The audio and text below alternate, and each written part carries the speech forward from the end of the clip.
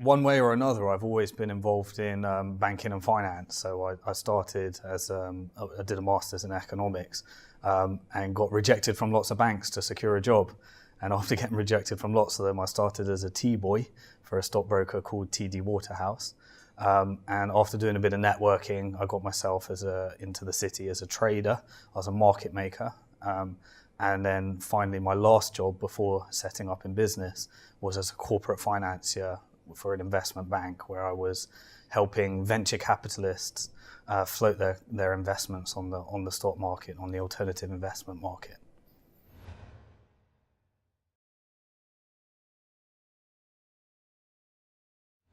So my first business after working in corporate finance was I set up a training company and a qualification company for students who wanted to be investment bankers. And that was my first experience from going from the large financial markets, raising finance, to raising finance for a micro startup. And after a year of doing so, we raised some finance from a billionaire called Peter Hargreaves, who founded Hargreaves Lansdown. And then 5 years on, we were helping lots of students get careers in investment banking until the market took a significant turn. And I spent a lot more of my time working in the not-for-profit side around sustainable banking before setting up our next startup, which was BankToTheFuture.com, all centered around a crowdfunding, crowd investing platform where we get to work with lots of businesses, lots of startups who are seeking funding and help them raise funds from a crowd of investors online.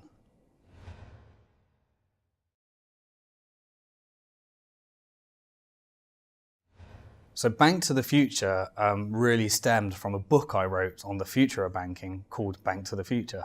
And after doing lots of lobbying around sustainable banking and trying to get more money into the hands of businesses rather than property and financial speculation, we wanted to get it into small businesses. So we set up a platform which essentially took much of the processes that we use to raise billions for large companies and put it all online and stripped out all the restrictive costs so that small businesses could raise smaller sums of finance from a crowd of investors. And it was also designed to democratize investing so that it wasn't just banks determining who gets funded. It wasn't just rich angel investors determining who gets funded. It wasn't just institutions like venture capitalists determining who gets funded, but creating an environment and a platform whereby anybody could invest from as little as £10 in a responsible and compliant way in early stage businesses.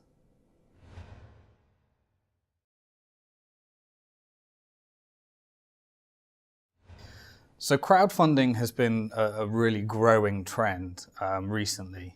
And what we're trying to do really is inject some of the best practices that we learned from investment banking and retail banking that our team learned, and inject those into a crowd-funded platform. What we're trying to do is create a whole alternative finance sector with the same level of sophistication that has developed over decades and decades in the traditional financial sector, strip out the worst practices and put in the best practices so that every single financial product in the future, we hold a belief, will not be determined by institutions putting funds there, but determined by everyday people. It's putting together the relationship back. Now, what we're doing specifically in Bank to the Future is we're spending a lot of time with businesses and entrepreneurs, making sure that they've really thought through their business and their business plans, and then recommending the most appropriate form of crowdfinance. So they could be offering shares to the crowd on our platform. They could be borrowing from the crowd if they're creditworthy, or they could be doing other alternative forms. So that they can then raise the finance and investors can invest in the most appropriate way and build a mini portfolio of investments in private companies. Some of them will produce income, some of them will produce growth.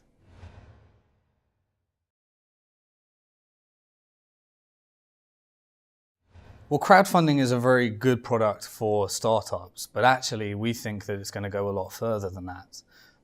We think that it's going to be more disruptive in terms of some of our clients, they would have raised finance through venture capital and they're choosing this form of finance instead. Other businesses are very mature. They've been around for 5-10 years and they're just not getting loans from banks. So they're coming to platforms like ours in order to get an alternative loan. So it's really important because startups and early stage businesses have always found it very tough to raise finance. And what we're trying to do is put together a well-structured process for each of the different businesses in each different phase where they can raise finance from the crowd. So it's a big change for startups, but we also think it's a big change for all types of businesses.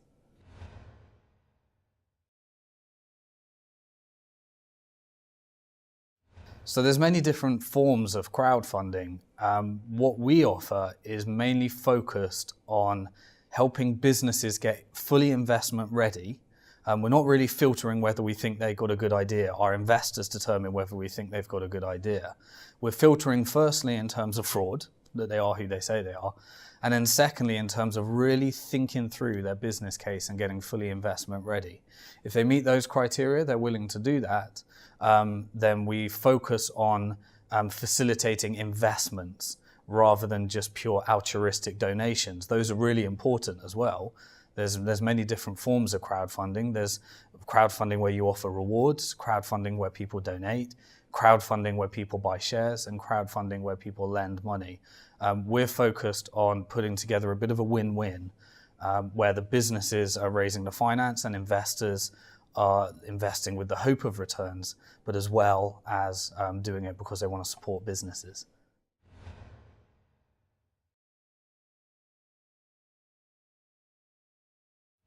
So at the moment, crowdfunding has kind of caught traditional finance off guard. And there's lots of debate around regulations. Should it be regulated? Shouldn't it be regulated?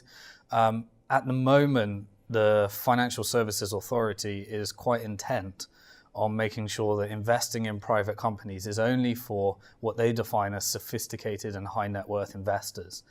The flip side is that crowdfunding has come along and given the opportunity for anyone to be an investor, starting from as little as £10.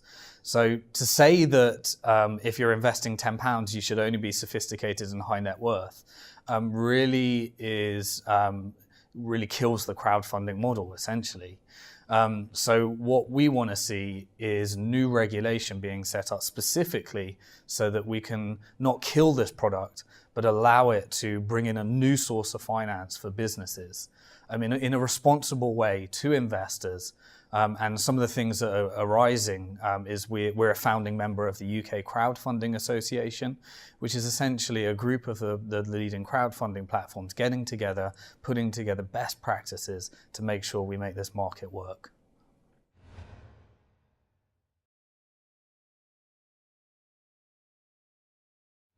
Crowdfunding in the future is going to disrupt and shape every single financial product. So for decades and decades, we've invented lots of financial products and lots of financial innovation. But mainly they've been centered around financial institutions determining who gets the finance, and lots of products around that. What we're seeing now is that now, thanks to social media and the internet, every single product that once was determined by rich people and financial institutions can now really be determined by ordinary everyday people.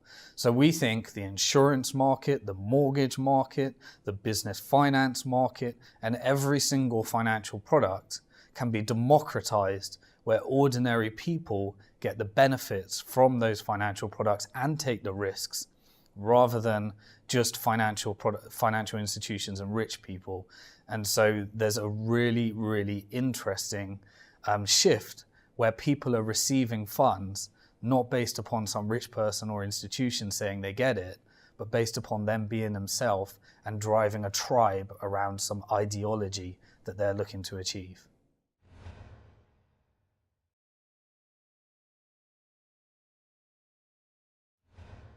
I think it would be very ignorant to think that we're going to come along and take over the whole industry. The reality is that there's lots of room for lots of different types of financial products and institutions. In fact, the more institutions that redistribute finance towards business, the better, really. So I think there's going to be lots of co-finance models in the future where maybe sophisticated angels are doing due diligence on businesses, and then the crowd can co-invest alongside someone that's invested. There's going to be lots of interesting opportunities where crowdfunding leads people up to securing venture capital funding. And I think also that the crowdfunding market is going to get big enough where it can compete with the venture capital market. What's really interesting is, what if the finance director of Manchester United realised that he had all the following and everything he needed in order to run a perfect crowdfunding campaign and not actually have to go public and give away equity? So what the future of that is really, really interesting. And I think there's going to be lots of investment models that arise with the crowd and institutions who control a lot of the capital.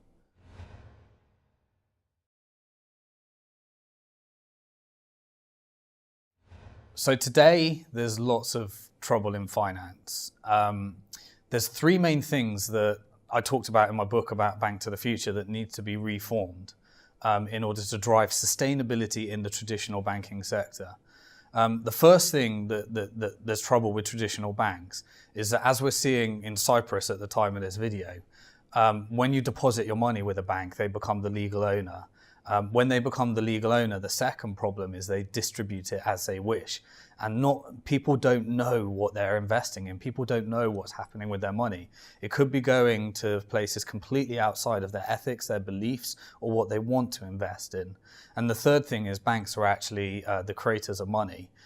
So where that slightly differs is that us as crowdfunding institutions, we have to get a deposit from somebody first, and then an investment decision can be made. With banks, it's the very opposite. Somebody requires a loan, they create a loan into existence, and that then turns into a deposit. So the effect of that is that banks have created 97% of every penny in existence right now. That needs to be reformed. We need to take away banks' ability to create money, and we need to put it on a level playing field with the alternative finance sector. I think once we do that and we allow people to have more control over what happens with their finance, you'll see finance moving to the areas that reflect society's values.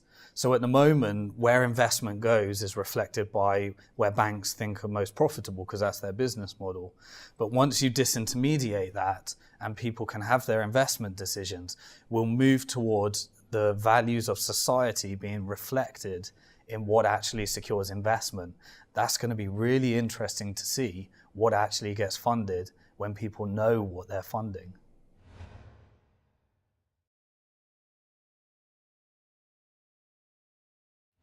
So one of the reforms that need to happen, so I stand for a few things. The first thing is that we need to reform the traditional banks away from them having this monopoly on the creation of money, on digital money. That's one thing that needs to happen, because we get a massive skew towards banks dictating where finance goes, and they tend to put it towards property, towards speculation, to consumer debt, and a tiny percentage of it towards business.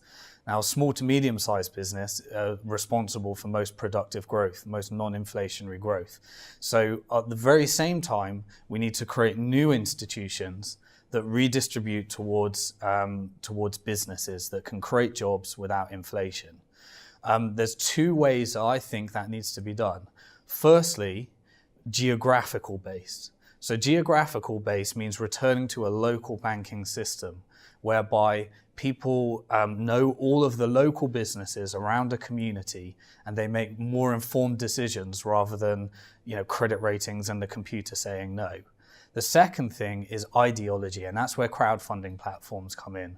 Because we're no longer tied to geography thanks to the internet and social media, people run tribes around shared ideologies.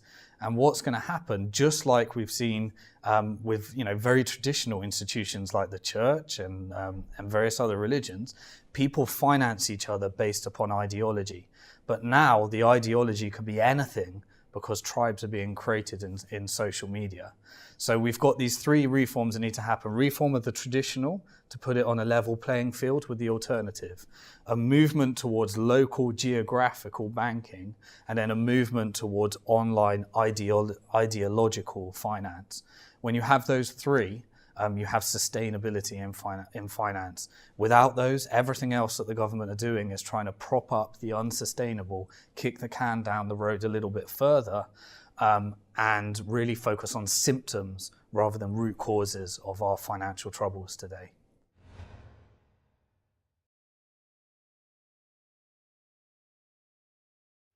So the challenges of all of those three things happening is, firstly, there's massive vested interest in banking. It requires big changes of thinking.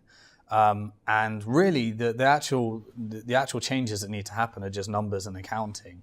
But we need to change what we've been taught in economics at university that is now dictating policy. So we need to rethink economics. Economics is based upon flawed assumptions that doesn't really reflect reality today. So it needs to begin at that educational stage. The challenge with the local banking sector is that we need to build an infrastructure whereby it's easier to set up in banking. It's easier there's less barriers to entry so that we don't just have 5 big players in the case of the UK. So we need to change regulations to facilitate increases in competition in banking. And the final thing that needs to change to stimulate the crowdfunding sector is there's actually lots of good stuff the government are doing right now. They're creating very interesting tax incentives for investing in early stage businesses like Seed Enterprise Investment Scheme. The government injecting lots of money into the non-bank lending sector. We need to see more so that small businesses know that this form of finance actually exists. Because if you talk to average Joe on the street, only a tiny niche know that crowdfunding is actually an option for them. So we need lots of support and challenges there in letting people know that there's a new form of doing stuff. The key challenge that I think is going to face everybody in society is that we're moving towards a digital era. And those that don't go digital, that don't go social, that think that Facebook is just a tool for kids, they're going to have a real challenging time in the future, because I believe the future of finance is not necessarily your credit rating, it's your social capital, it's how big a following you can drive. And that's going to be a real challenge for people that aren't used to this digital era, and we're going to need almost a whole education or coexistence between people that are digital and non-digital supporting each other in the future.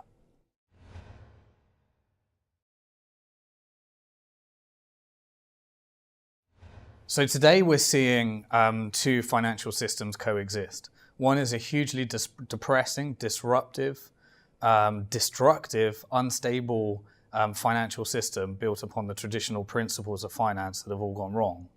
And the second is a hugely innovative, disruptive, people-powered, for want of a better phrase, financial system evolve. The challenge is that the traditional financial system has huge super subsidies that the alternative financial system doesn't have. So the alternative financial system is a niche compared to decades and decades of subsidies and vested interests that have been put into traditional finance. What we need to see is a leveling of the playing field between the two. And the only institution that can actually facilitate that is government, because they're giving the subsidies to the banking sector. We're doing, on the alternative sector, it's all about changing towards trends. It's all about doing things in better ways, more efficient ways. And that's the productive side. That's where jobs get created. That's where growth is created. We need to see a leveling of the playing field in order to see this side stimulated, and this side needs to shrink significantly because it's very unsustainable.